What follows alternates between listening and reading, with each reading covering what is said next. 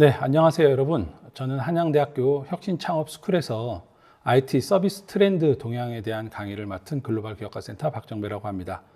지금부터 약 45분 정도 IT 그리고 서비스 분야의 트렌드에 대해서 간략하게 설명을 드리도록 하겠습니다. 설명드릴 부분은 크게 세 가지인데요. 첫 번째는 가트너에서 발표한 테크 트렌드라고 하는 부분에 대해서 설명을 드릴 거고요. 두 번째는 맥킨지에서 발표한 데이터 비즈니스 트렌드에 대한 것들을 발표를 좀 드릴 거고요.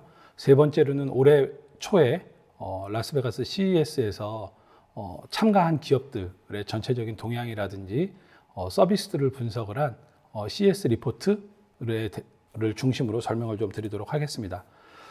가트너에서 매년 테크니컬 트렌드라는 것을 발표를 하는데요. 매년 한 10가지 정도 주요 키워드를 가지고 올해의 기술적인 동향들은 어떻다, 기술 중심의 비즈니스들은 어떤 식으로 흘러가야 된다라는 것들을 전달을 하고 있습니다.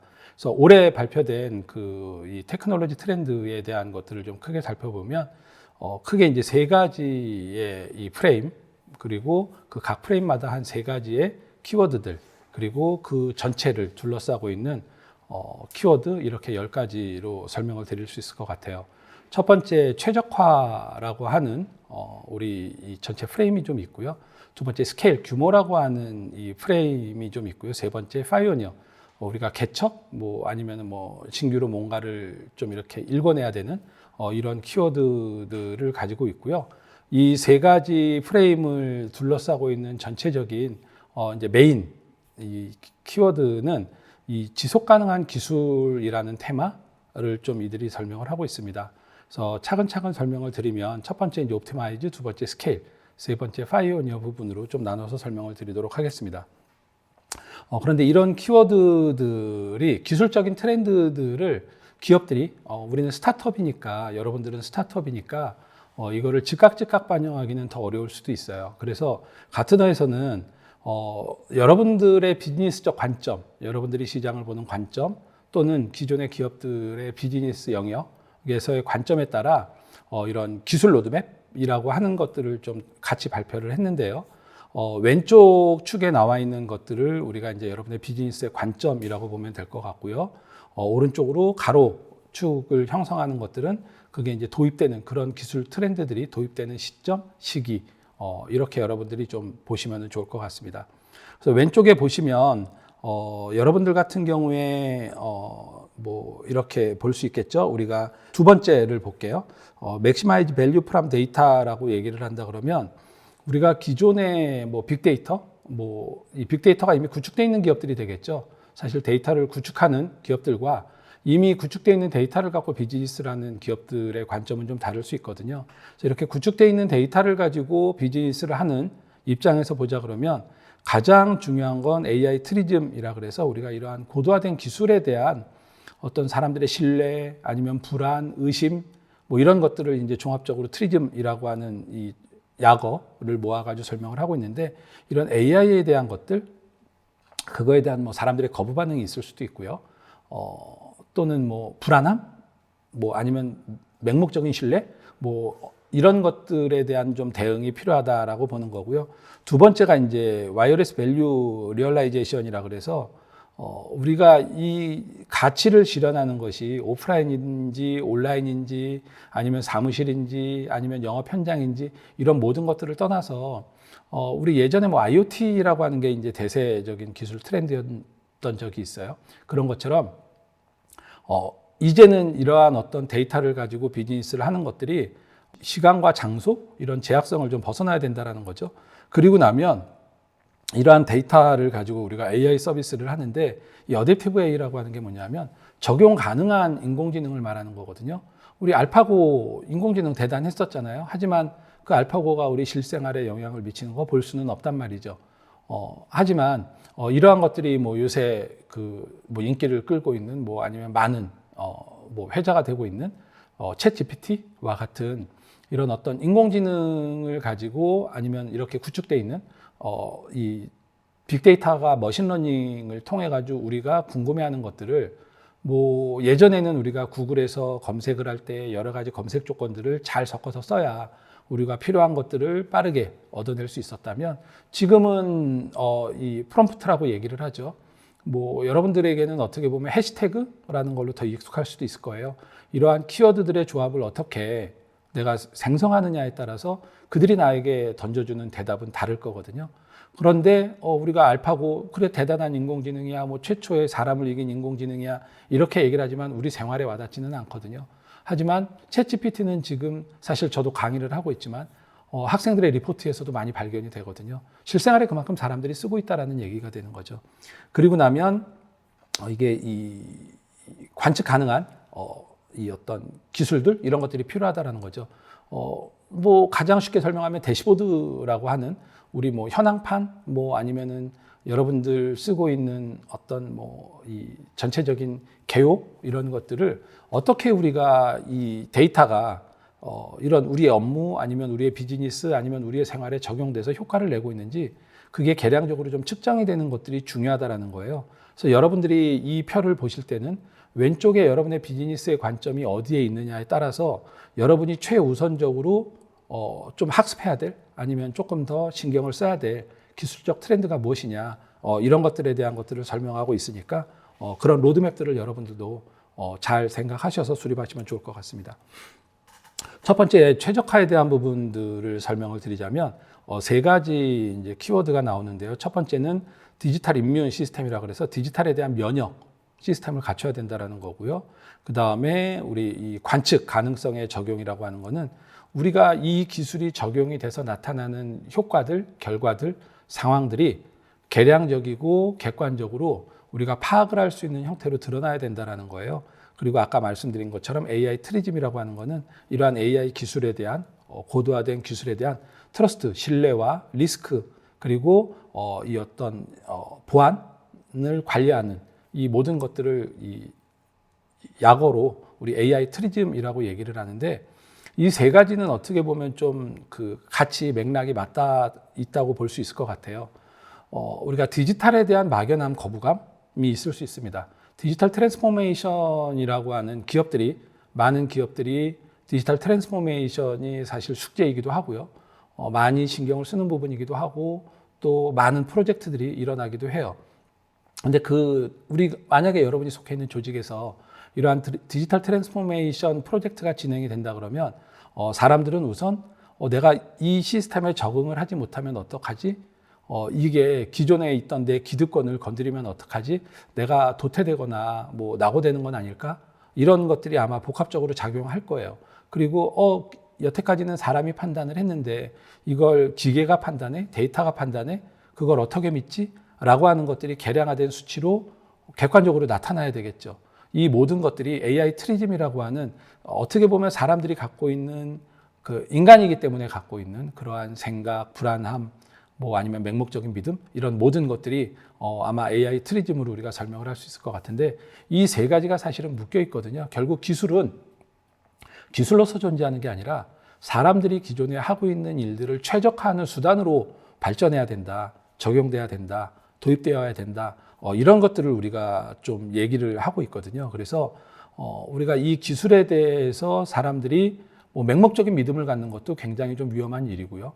맹목적인 불안함, 뭐 거부감 이걸 갖는 것도 굉장히 문제가 될 거예요.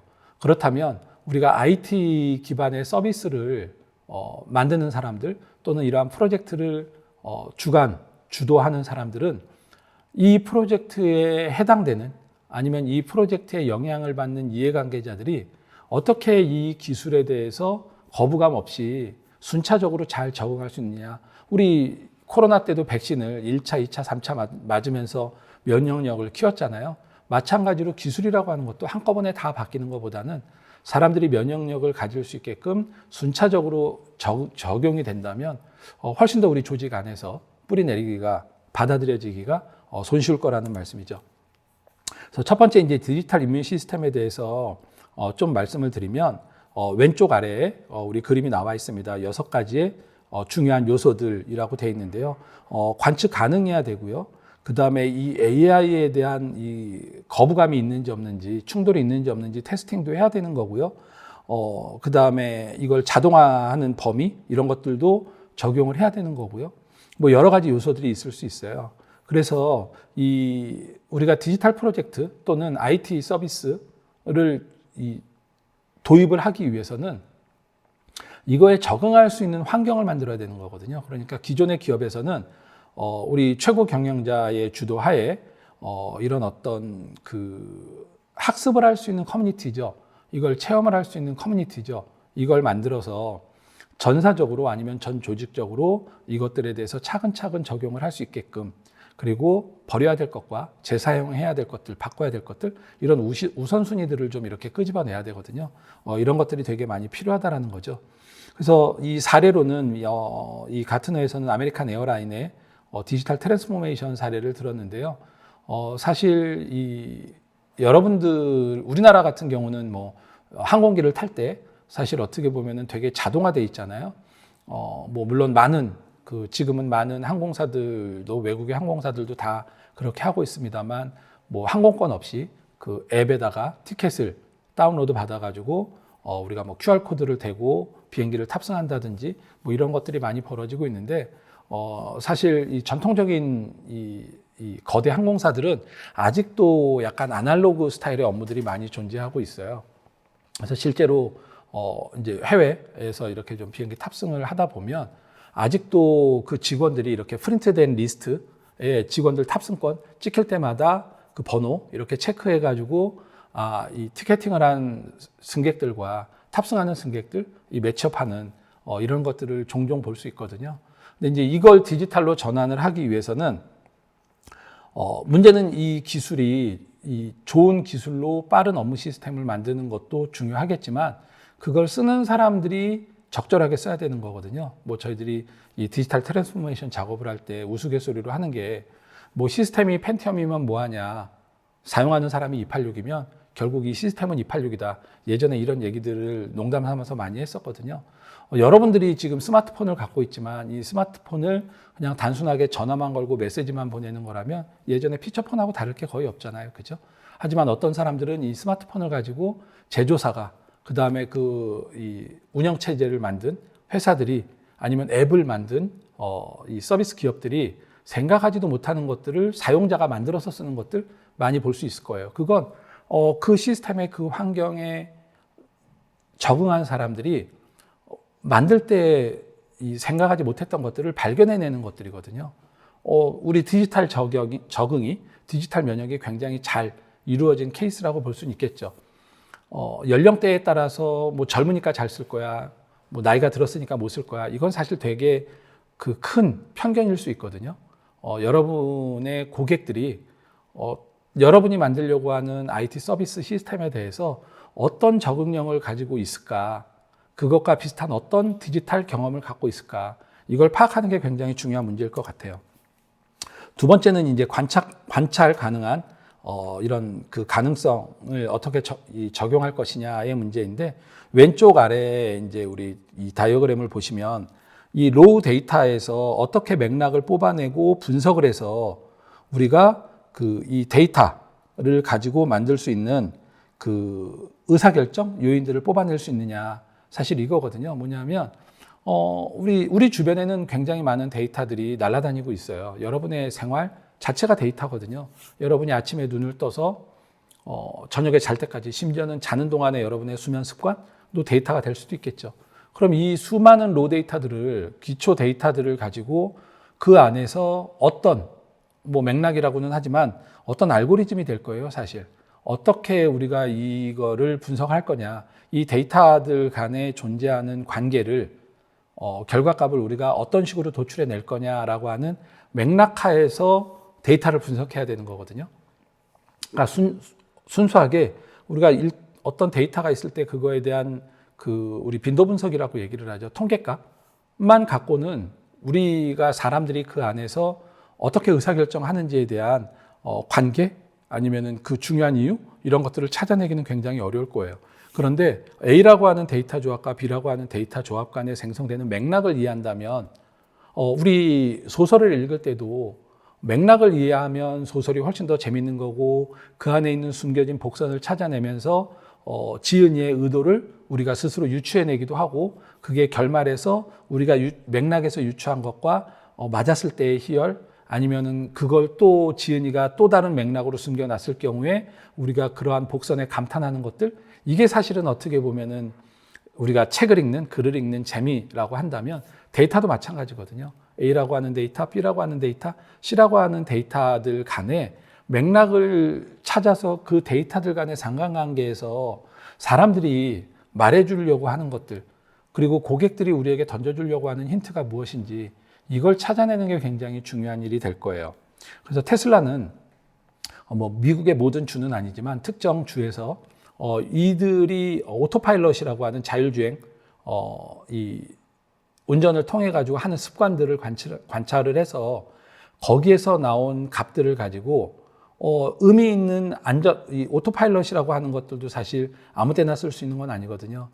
그러한 사용자들의 관습, 행동들의 어떤 조합에서 데이터를 추출해서 그것들 의미 있게 그들의 오토파일럿 프로그램을 개선하는 데 사용을 하고 그거에 따른 반대급부로 뭐 보험회사하고 제휴를 맺어서 뭐 보험료를 좀 낮춰준다든지 이런 것들을 적용을 하고 있거든요. 뭐 우리나라에서도 많은 다이렉트 보험 회사들이 티맵 안전운전 점수인가 그것들을 기준으로 해서 뭐 보험료 몇 퍼센트를 뭐 이렇게 우리 할인해 준다든지 이런 것들 우리 생활에서도 볼 수 있잖아요.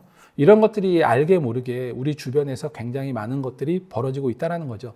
그럼 여러분들은 여러분들의 고객에게 여러분의 서비스가 아주 막강하게 작용을 하기 위해서는 여러분의 고객들이 만드는 수많은 데이터들의 맥락을 어떻게 찾을 거냐는 거죠. 그 데이터들을 어떻게 분석을 해서 여러분들의 비즈니스가 경쟁력 있게 태어나도록 하느냐. 이건 여러분들의 의사결정이거든요. 여러분들의 비즈니스의 방향성이라든지 비즈니스의 디테일을 결정을 할 때 여러분들이 이러한 로 데이터에서 나오는 맥락들을 좀 찾아보시면 좋을 것 같습니다. 세 번째가 이제 AI 트리즘에 대한 것들인데요. 사실 이게 이제 뭐 앞서 말씀드린 것처럼 그 수많은 인과관계 속에서 사람들이 어떤 것에 신뢰를 하고 어떤 것에 불안함을 갖는지 우리는 사실 알기는 어려워요. 아무리 보안 시스템을 잘 구축해 놨다 그래도 그 안에 결점이 있을 수는 있거든요. 왜냐하면 사람이 만든 것이니까. 그렇다면 우리 인공지능이 만든 솔루션들은 결점이 없느냐? 결점이 당연히 있어요. 왜냐하면 인공지능도 결국은 그들이 학습한 데이터에 근거해서 판단을 하는 거거든요. 인공지능에게 쓰레기 데이터를 집어넣으면 인공지능도 쓰레기 같은 답변을 할 수밖에 없는 거예요. 그렇다면 그 인공지능을 만든 사람들이 그들에게 어떠한 데이터를 던져주고 어떠한 맥락에서 어떻게 데이터를 분석해서 어떠한 결과를 내게끔 하느냐 이거에 따라서 인공지능이 던져주는 이 결과값이죠. 그게 우리에게 굉장히 치명적일 수도 있는 거예요.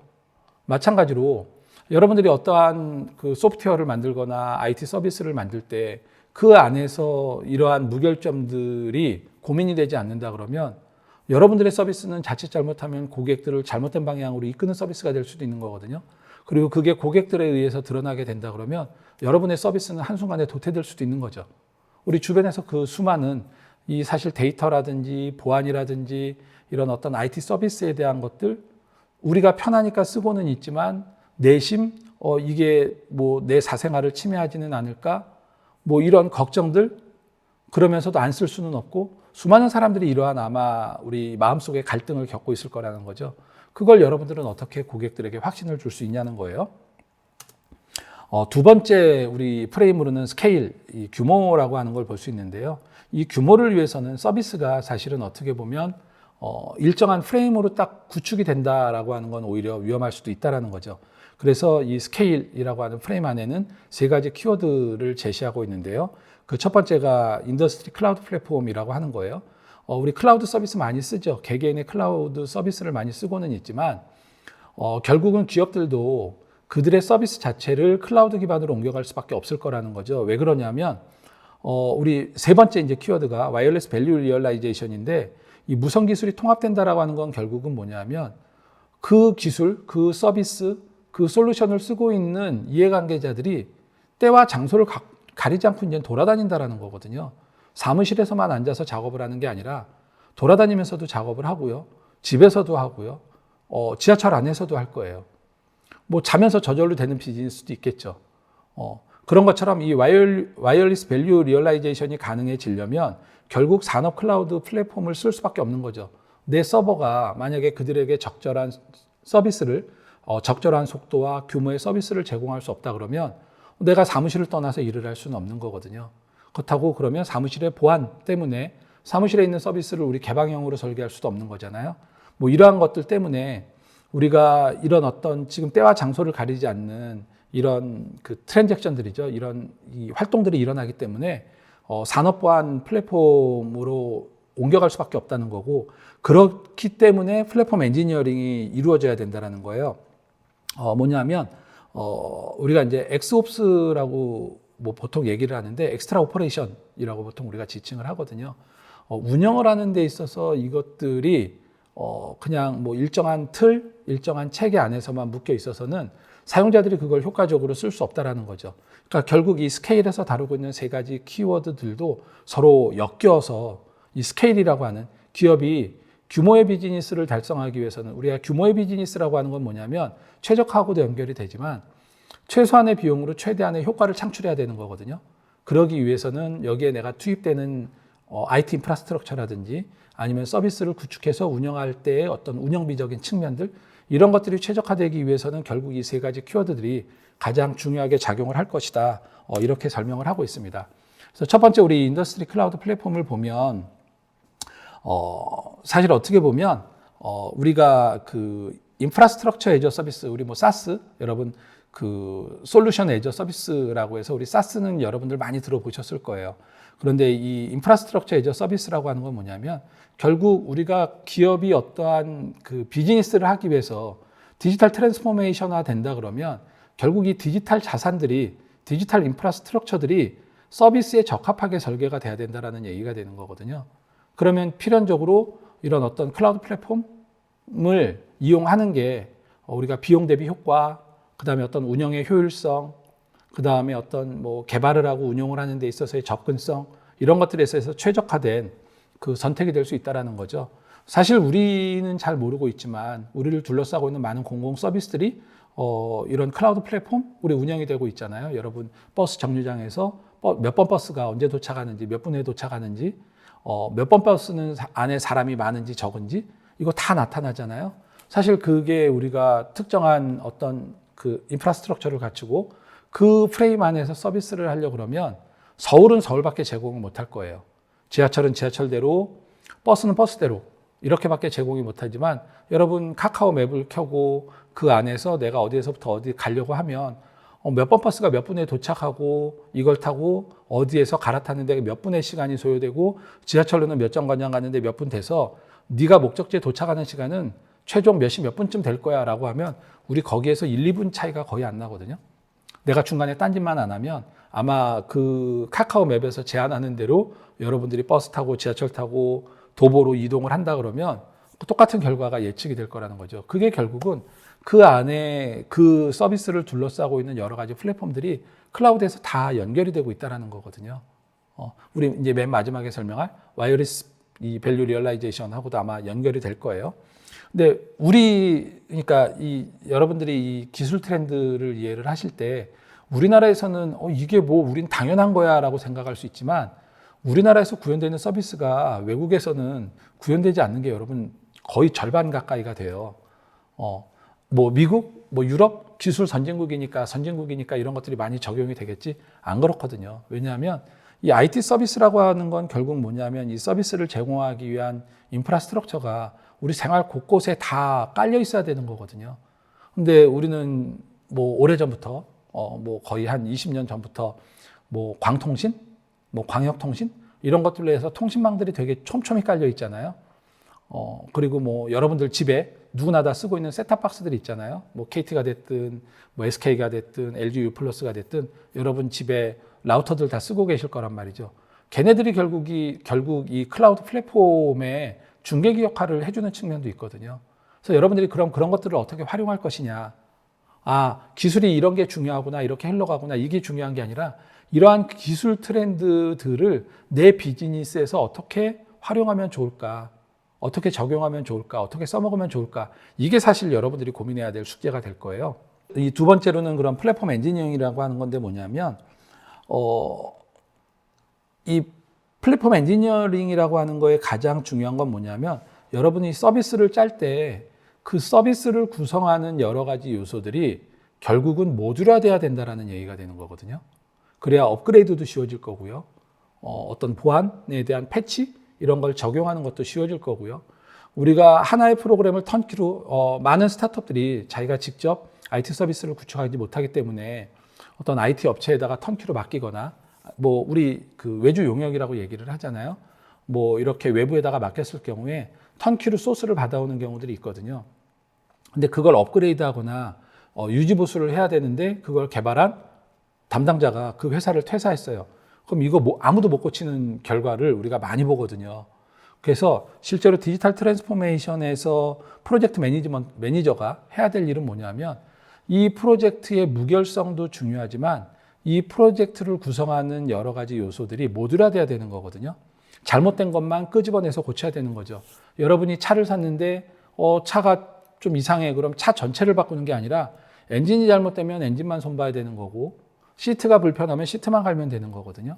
근데 우리가 그 차를 그냥 이 차는 좋으니까 내가 이 차를 살 거야 라고 딱 사버리면 그거 못 바꾸는 거거든요.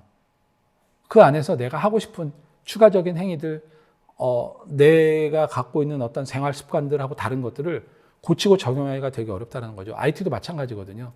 업그레이드를 하거나 유지보수를 할 때, 요새는 뭐 IT에서는 가장 유명한 용어가 DevOps거든요. 디벨로핑과 오퍼레이션이 서로 상호 교차적으로 이루어져야 된다라고 얘기를 하는데, 이 턴키로 된 거는 우리가 이 오퍼레이션을 하면서 개발을 할 수가 없어요. 개발한 거 운영하면 끝이거든요. 그러면 이제 버전을 아예 새로 짜가지고 새로운 버전을 새로 내놔야 되는 거죠.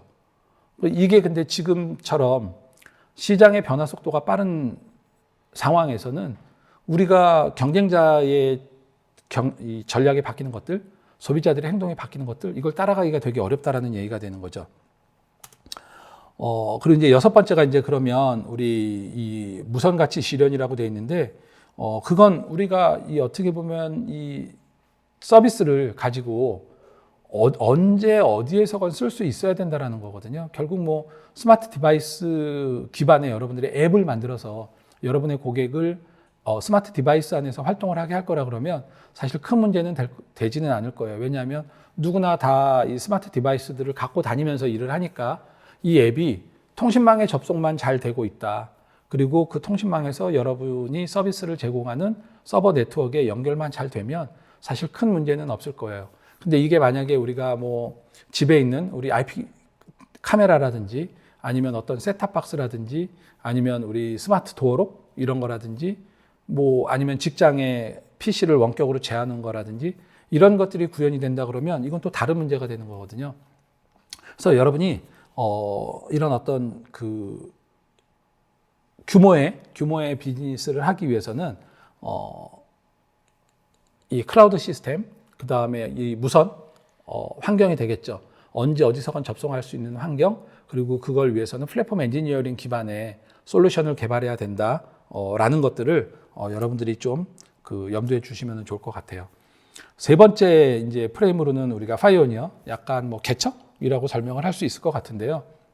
사실 어떻게 보면 이 세 가지의 키워드들은 우리가 관심은 갖고 있지만 우리 일생활에 그렇게 밀접하게 적용돼 있지는 않을 거예요. 다만 이 슈퍼앱이라고 하는 것들은 여러분들이 좀 익숙할 수도 있어요. 뭐냐면 우리 대표적인 슈퍼앱이 사실 카카오톡이거든요.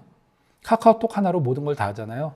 뭐 친구들이랑 얘기도 하고요, 업무 스케줄도 조율하고요, 심지어는 오늘 뭐 먹을까 투표도 하잖아요. 그죠? 그 다음에 거기에서 주고받은 메시지, 네, 그런 것들을 우리가 이렇게 얘기를 할 수도 있는 거잖아요. 근데 이러한 슈퍼앱이라고 하는 거에 사실 우리 모든 업무, 모든 일상들을 다 종속시키는 쉽지는 않을 거예요. 그런데 여러분이 만약에 이 카카오톡과 같은 슈퍼앱이 아니라 어떤 그 일정을 관리하는 거라 그러면 여러 가지 일정 관리 솔루션들이 있겠죠. 그런 것들을 하나로 묶는 슈퍼앱들, 아니면 우리 지그재그가 아마 대표적인 이런 쇼핑에서의 슈퍼앱이 될 거예요. 이건 이 쇼핑몰에서 사고 싶고 저건 저 쇼핑몰에서 사고 싶고, 이러한 것들을 한 군데서 우리 정보를 비교하고 가격을 비교하고 원스톱으로 구매를 할 수 있게 해주는 것들, 이런 것들이 우리 대표적인 슈퍼앱이라고 될 수 있겠죠. 어댑티브 AI라고 하는 거는 아까 잠깐 설명을 드렸지만, 그럼 이 AI를 우리가 어떻게 우리의 업무, 우리의 생활에 적용을 시킬 거냐, 이것도 굉장히 중요한 문제가 될 거고요.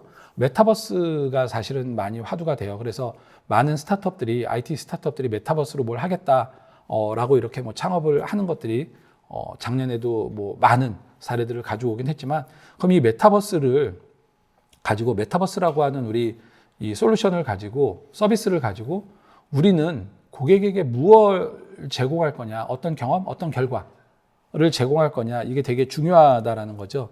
슈퍼앱이라고 하는 거는 결국 여러분들 요새 뭐 우리 그 카카오뱅크가 사실 개인 통장, 사업자 통장, 뭐 대출 통장, 이런 모든 통장들을 하나의 앱에서 다 조회하고 관리할 수 있게 하는 거, 이거 지금 광고가 많이 나오고 있잖아요. 이게 어떻게 보면 우리 금융 서비스에서의 슈퍼앱을 만들려고 하는 거, 대표적인 건 사실 토스가 있겠죠. 토스 하나 깔면 뭐 여러 가지 외환까지도 된다라고 얘기를 하잖아요. 그래서 제가 얼마 전에 이제 출장을 갔다 왔는데 같이 간 학생들 중에 한 명이 환전을 안 해가지고 가는데, 토스에서 이 환전처럼 해서 현지에서 현지 그 화폐로 바꾸는 이런 것들까지 하더라고요. 그러면 우리가 토스가 만약에 깔려져 있다 그러면 뭐 우리 은행에 가서 일일이 환전할 필요 없는 거잖아요. 외국을 나갈 때도, 그죠? 송금 보낼 때도 자유로운 거고, 이런 게 사실 슈퍼앱이 될 수 있을 거예요. 두 번째가 이제 어댑티브 AI가 될 텐데, 결국은 우리가, 여러분이 AI 엔진을 만든다, 여러분이 빅데이터를 만든다, 여러분이 머신러닝 알고리즘을 만든다, 이게 스타트업에게는 굉장히 큰 과제가 될 거예요. 그렇다면 여러분들은 기존에 구축되어 있는 빅데이터, 기존에 구축되어 있는 머신러닝 알고리즘, 이런 것들을 가지고 어떤 AI 서비스를 만들 거냐, 이것만 고민해도 상당히 중요한 솔루션들이 많이 나올 수 있을 거라고 생각이 들어요. 아까 우리 뭐 플랫폼 엔지니어링에서도 잠깐 설명을 했지만, 여러분이 만들려고 하는 서비스의 모든 인프라스트럭처를 다 만드실 필요는 없거든요. 린 방법론을 적용을 해서 여러분이 활용할 수 있는 것들은 최대한 활용을 하면서 그걸로 무엇을 어떻게 만들어서 고객에게 가치를 제공할 거냐, 이게 사실은 스타트업에게는 중요한 관점이고 방향일 수 있을 것 같아요. 메타버스 측면에서 보자면 여러분들이 이 메타버스에서 가장 중요한 건, 뭐 요새 교육에서는 우리 뭐 게더타운이라든지 뭐 이런 것들을 많이 활용하고 있습니다만, 이게 흥미 위주의 교육으로 흘러가지는 않을까. 그러면 과연 우리가 교육에서 전달해야 될 여러 가지 목표들, 이런 것들을 제대로 전달할 수 있을까? 이게 굉장히 사실은 좀 의문스러운 거를 저도 느낄 때가 많거든요. 2000년대 초반에 우리 세컨드 라이프라고 하는 지금의 메타버스와 비슷한 거죠. 사실 가상의 공간에서 가상의 아바타를 만들어서 막 이렇게 돌아다니면서 사람들도 사귀고 상점에서 구경도 하고 이런 것들이 있었거든요. 그때 이제 리바이스가 실험적으로 했던 실험 중에 테스트 중에 이런 게 있어요. 뭐냐면 그 세컨드 라이프에 있는 리바이스 상점에 와서 사람들이 자기 아바타를 자기 신체하고 똑같이 조건을 만들고 나서 피팅을 해보는 거죠. 그리고 나서 거기에서 주문한 청바지, 뭐 셔츠 이런 것들을 주문을 하면 그게 이 가상 공간에서 내 신용카드로 결제가 되고 결국은 오프라인에서 옷이 만들어져서 나한테 배달되는 서비스들, 이런 것들이 굉장히 이 화두를 좀 화제를 모았었거든요. 그렇다면 요새 뭐 이제 많은 예전부터 많은 스타트업들이 그런 것들을 창업을 하려고 그랬었는데, 사실 가상화 피팅 이거에 대해서 창업을 하려고 했던 분들이 많은데도 불구하고 우리가 그러한 대표적인 서비스를 알 수 없는 것들은 이 가상화 피팅이라고 하는 것들이 되게 어려운 부분이거든요. 그렇다면 이걸 메타버스 환경 내에서 우리가 뭐 이 메타버스에 VR이 됐든 AR이 됐든 뭐 요새는 XR이라고 얘기를 합니다만, 이러한 기술들을 이용을 해서 어떤 가상화 서비스를 제공할 수 있다 그러면 이것도 또 의미 있는 또 새로운 솔루션들이 나올 수 있는 방향성이 되겠죠. 그럼 이 모든 것들을 묶는 게 우리가 지속 가능한 기술이 돼야 된다는 건데, 사실 요새 화두가 되고 있는 ESG 경영하고 묶어서 이게 설명이 될 수 있을 것 같아요. 지속 가능한 IT, 지속 가능한 기술 서비스라고 하는 건 결국 뭐냐면 기업을 둘러싸고 있는 이러한 지속 가능성들인 거거든요. 그러면 기업의 어떤 지배 구조와 어떤 환경적인 문제들, 도 있을 것이고요.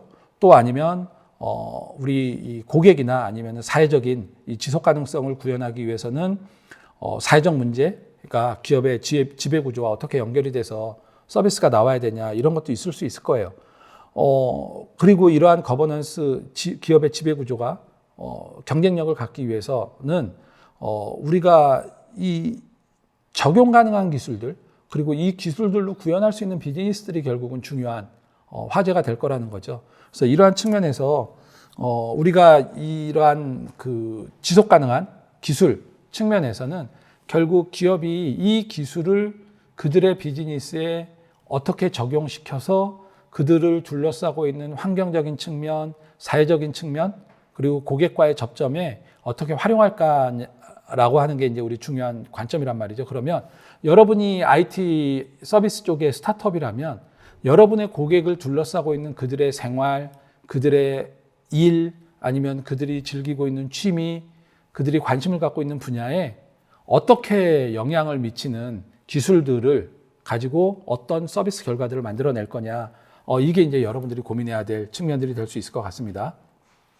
두 번째로 우리 데이터 비즈니스 트렌드 맥킨지에서 발표한 거를 좀 살펴보면 사실 앞서 말씀드린 우리 가트너 기술 트렌드하고 좀 이 비슷한 부분들이 좀 많이 있을 겁니다. 그래서 이제 첫 번째는 스마트하고 확장 가능한 인공지능이 있을 거고요. 두 번째는 민첩하고 잘 구성되어진 데이터와 분석인데 아까 우리 살펴봤잖아요. 로 데이터를 어떠한 맥락에서 어떻게 분석해서 우리가 의사결정에 쓸모있는 데이터셋을 만들 것이냐. 그러려면 여러분들이 이러한 데이터, 여러분들이 얻을 수 있는 데이터들이죠. 여러분이 사용할 수 있는 데이터들은 어떻게 분석되어질 거냐는 거죠. 우리 고객들의 라이프 스타일 아니면 그들이 어떤 일을 할 때 의사결정의 흐름 이런 것들을 맥락으로 한 이 데이터 분석 그리고 그걸 토대로 만들어지는 서비스가 필요할 거라는 거예요. 그리고 뭐 우리 하이브리드 클라우드 솔루션 또는 클라우드 컴퓨팅이라고 나와 있는데 우리 아까 그 인더스트리 클라우드하고 비슷한 맥락에 설명이 될 수 있을 것 같아요. 그다음에 데이터 패브릭이라고 얘기하는 게 뭐냐면 아까 얘기 드린 것처럼 이 로우 데이터를 우리가 맥락을 잘 잡아서 분석해야 되는 것처럼 우리가 주변에서 얻을 수 있는 데이터들, 그 다음에 우리가 새로 만들어야 되는 데이터들, 우리만 갖고 있는 데이터들이 우리 섬유를 짤 때 가로올과 세로올이 촘촘히 묶여서 튼튼한 섬유를 만드는 것처럼 여러분들이 갖고 있는, 여러분들이 활용할 수 있는 데이터들이 파워풀하게 적용이 되기 위해서는 이 데이터들이 촘촘하게, 이 데이터들 간의 맥락을 가지고 이 데이터들이 촘촘하게 서로 어떤 관계를 갖고 있느냐, 이게 여러분들이 잘 분석하셔야 되는 부분이 될 것 같아요. 그 다음에 뭐 엣지 컴퓨팅이 있는데요. 사실 양자 컴퓨팅은 스타트업이 도전할 수 있는 부분은 아니거든요. 그래서 뭐 이건 대기업들도 사실 뛰어들기는 좀 어려운 부분이고 국가 과제, 그래서 뭐 미국과 중국이 경쟁적으로 경쟁을 하고 있는 부분이기도 하고요.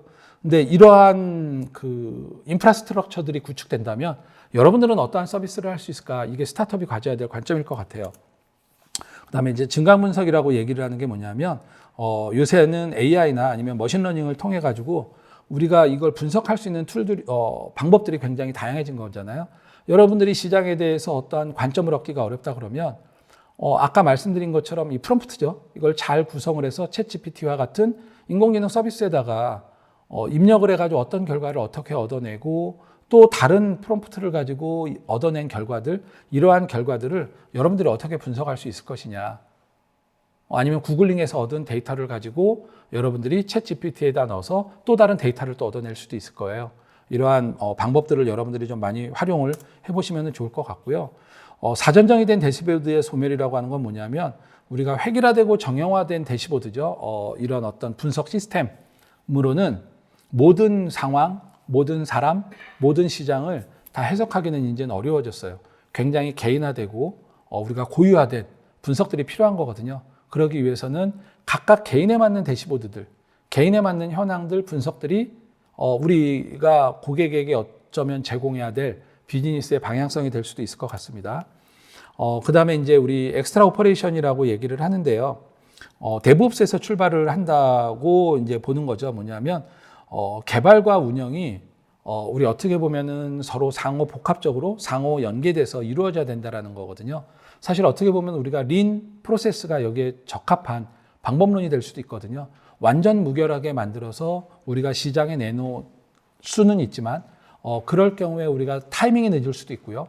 고객의 반응을 적절하게 우리가 우리 서비스에 담지 못할 수도 있어요. 그러면 우리가 일단 개발한 걸 고객에게 제공을 하는 운영을 해보고 그 운영의 결과를 다시 개발에 적용을 시키고 개발한 걸 다시 또 운영을 통해 가지고 개발에 필요한 피드백을 얻어내고 이러한 것들이 이제는 규모 있게 좀 제공이 돼야 된다라고 보고 있어요. 그 다음에 공학적 의사결정 인텔리전스라고 하는데 사실 어떻게 보면 주관적인 해석 의사결정보다는 우리가 얻어진 데이터셋을 어떻게 분석을 해서 거기에서 어떻게 의미 있는 시장의 반응, 고객의 반응, 데이터들을 얻어내서 우리 비즈니스에 적용을 시킬 것인가. 거꾸로 우리는 고객에게 어떻게 의미 있는 데이터셋을 제공할 것인가. 고객들이 의사결정을 할 수 있는 의미 있는 객관적인 이런 서비스를 제공할 것인가. 이런 것들이 여러분들이 고민해야 될 방향일 수도 있을 것 같습니다. 그리고 그걸 어떻게 시각화하느냐. 데이터를 쭉 나열해 주는 것만 갖고는 고객들이 그 이해를 잘 못하거든요. 그러면 그걸 어떻게 표 형태가 될 수도 있고요. 아니면 그래프나 다이어그램의 형태가 될 수도 있고요. 표와 다이어그램이 복합된 형태가 될 수도 있고요. 고객들이 그걸 한눈에 보고 빠르게 인식할 수 있게끔, 파악할 수 있게끔, 해석할 수 있게끔 해줘야 된다는 거죠. 그게 우리가 디지털에서 데이터를 다루는 비즈니스에서 가장 중요한 우리 맥락이라고 보고 있습니다. 그럼 마지막으로 올해 이제 봄에 있었던 그 CES에서 IT 서비스 분야의 트렌드들을 좀 종합을 해보면 첫 번째 이제 메타버스에 대한 키워드를 좀 정리를 해보자면 우리 이 가상화 서비스와 그 안에서 고객들이 뭘 느끼느냐, 고객들의 감정이 되게 중요하다라는 거예요. 우리가 가상화 서비스를 통해 가지고 메타버스를 고객들에게 서비스 형태로 제공을 하는 거는 가장 많은 비즈니스가 가상화 교실, 가상화 쇼룸, 가상화 컨퍼런스 이 세 가지가 가장 많이 참여를 했다라고 얘기를 하고 있어요. 그러면 결국 뭐냐면 대부분의 기업들, 대부분의 스타트업들 아니면 이 대부분의 IT 서비스 솔루션을 제공하는 사람들은 이 메타버스 솔루션을 가지고 고객들을 설득할 수 있는 방법으로 이런 어떤 교육, 그 다음에 어떤 판매, 그 다음에 어떤 우리 뭐 코로나의 영향도 있었지만 이런 어떤 그 실질적으로 오프라인에서 만날 수 없는 환경에서도 오프라인과 같은 이런 어떤 컨퍼런스의 효과를 제공해주는 이런 거에 우리가 그 중점을 두고 있다라고 보는 건데 그러기 위해서는 우리가 디지털 트윈이라고 하는 거 오프라인 환경에서 아니면은 우리 아날로그 환경에서 우리가 하고 있던 일들이 디지털로 구현됐을 때 그게 똑같은 체감을 줘야 되는 거거든요. 디지털 트윈이라고 하는 건 뭐냐면 디지털 환경에서 우리가 얻을 수 있는 것들이 우리가 기존에 얻고 있는 것과 같은 체감을 주는 걸 말하는 거예요. 그런 측면에서는 우리 가상 시뮬레이션이라든지 뭐 어떤 작업장의 안전관리라든지 아니면 우리 특정한 시뮬레이터와 같은 체험 교육들 이런 것들이 큰 주류를 이루고 있다라고 설명을 하고 있고요. 두 번째는 이제 모빌리티에 대한 부분인데 사실 모빌리티가 굉장히 뭐 차세대 먹거리라고 뭐 이거는 뭐 국가의 차원, 기업의 차원 뭐 여러 가지 얘기를 하고 있어요. 그래서 뭐 우리나라 같은 경우도 지금 UAM 같은 경우에는 SK텔레콤하고 뭐 그 한국우주항공인가요? 카이 뭐 이런 데서 대한항공 경쟁적으로 지금 뛰어들어가지고 플랫폼도 만들고 있고 프로토타입도 만들고 있고 막 이러고 있잖아요. 그 다음에 전기차가 앞으로는 대세가 될 거고요. 근데 중요한 건 뭐냐면 이들이 본 건 이런 전기차를 끌고 다녀요. 퍼스널 모빌리티를 끌고 다녀요. 이걸로 그들이 무엇을 느낄 거냐는 거예요. 뭘 할 거냐는 거죠. 고객들이 이러한 모빌리티 환경에서 체험하는 거는 결국 뭐냐는 거죠. 속도예요? 안전함이에요? 편안함이에요? 아니면 좀 더 쉽게 접근할 수 있는 접근성이에요? 뭐냐는 거죠. 그리고 이 모든 것들을 아우를 수 있는 것들은 결국 모빌리티 OS라는 거예요. 이렇게 생각을 해보죠. 작년인가? 애플이 애플카를 만든답시고 기아와 현대기아차 그룹하고 접촉을 해서 주가가 막 한번 요동친 적이 있을 거예요. 현대기아차가 이걸 거부한 이유는 뭐냐면 결국 애플이 제공하는 건 소프트웨어거든요. 하드웨어는 현대기아차가 만들겠죠. 근데 이건 결국 우리가 이게 애플카가 되느냐 현대기아차가 되느냐의 문제인 거죠. 거꾸로 바꿔서 말을 하면 우리가 쉐보레 볼트 같은 경우에는 사실 하드웨어 하우징만 빼고 나면 대부분 LG전자 제품으로 되어 있거든요. 뭐 배터리가 됐든 모터가 됐든 그 안에 엔터테인먼트 전장 시스템이 됐든 대부분 LG 거란 말이에요. 그럼 이게 LG 거냐 쉐보레냐 논란이 있을 수는 있어요. 근데 어쨌든 완벽한 지금 우리가 전기차라고 하는 거는 전기라고 하는 구동하는 힘만 지금 쓰고 있기 때문에 사실은 제조사가 더 파워풀한 교섭력을 갖고 있겠지만 만약에 이게 자율주행으로 넘어가는 순간 만약에 자율주행 시스템을 LG가 제공하고 쉐보레가 차를 만든다면 사람들은 이걸 쉐보레라고 얘기하지는 않을 거예요. 이건 LG 거라고 얘기를 하겠죠. 마찬가지로 애플도 지금 전기차 시장에서 이러한 것들을 뭐 바꿔 말하자면 테슬라도 사실 차를 잘 만드는 회사가 아니거든요. 그 차가 굴러가는 소프트웨어를 잘 만드는 회사가 되는 거거든요. 그런 측면에서 이 우리 모빌리티에서는 모빌리티 OS가 가장 중요한 측면이 될 거다라고 얘기를 하고 있는 거고요. 뭐 코로나의 영향도 있었겠습니다만 헬스테크, 뭐 우리나라에서는 약간 의료법에 묶여 있는 부분들도 있지만 이 원격 의료에 대한 부분들 이런 것들이 미국에서는 지금 굉장히 많은 스타트업들이 태어나고 있다라고 보고 있고요.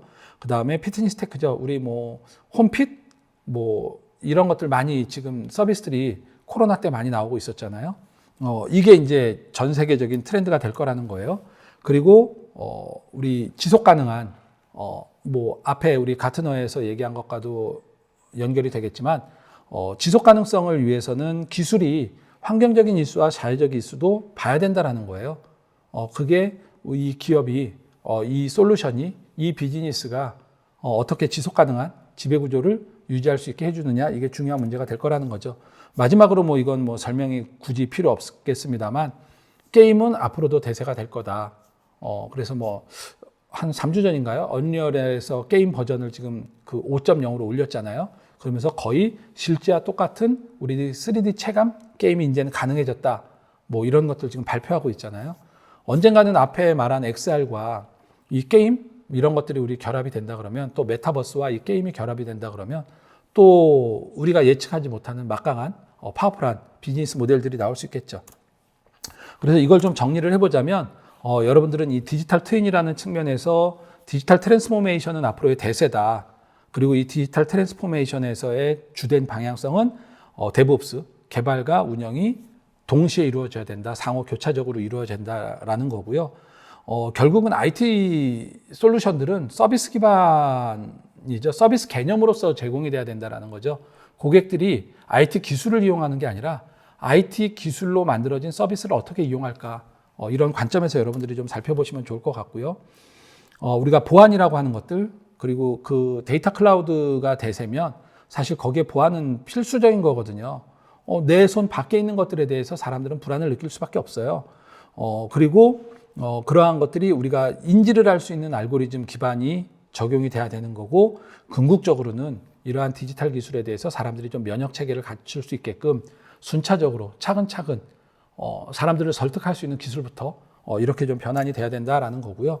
결국 여러분들이 그러기 위해서는 이러한 지속 가능한 기술 그리고 이 지속 가능한 기술을 가지고 어떻게 우리 비즈니스가 민첩하게 시장에 대응할 수 있을 것인가 그리고 그 시장을 둘러싸고 있는 이해관계자와 생태계에 우리는 어떻게 진입을 할 것이냐에 대한 전략들 그러려면 여러분들이 이 비즈니스 애질리티라고 하는 부분들 여러분의 비즈니스 구조 자체가 좀 민첩하게 설계가 돼야 되고 운영이 돼야 되는 거거든요.